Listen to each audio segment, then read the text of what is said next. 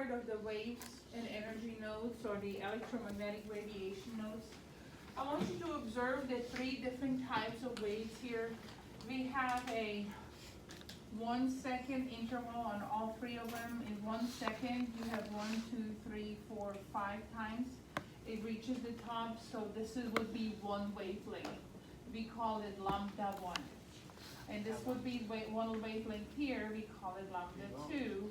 And then the shortest wavelength is here, lambda 3. And in our previous discussion, we learned that the shorter the wavelength, the higher the energy, the higher the frequency, the more potent it is. So we use these in high frequency, high energy wavelengths we use in cancer treatment because they kill cancer cells so effectively. So here are the three different types of waves. So let's discuss the actual part of one wave here. So the crest is the tallest part, the tallest peak. So from crest to crest is one wavelength, which is called lambda. We already discussed that. The amplitude is the height from the axis up, and the amplitude can either go up or down. The amplitude is always positive. And you will remember that for your physics studies next year too, amplitude is always positive.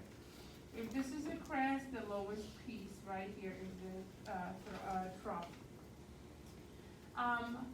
One of the formulas that you will cover will be C equals lambda times frequency, and the speed of light measures 3.00 times 10 to the 8 meters per second. All electromagnetic radiation travels at this speed. Okay? A wavelength, we already discussed, it's defined with lambda. It's the length between two successful crests. Usually the unit is a nanometer. It can be a meter sometimes, but usually nanometer. Frequency is the number of waves that pass a certain point per second, and the unit is hertz or second to the power of -1.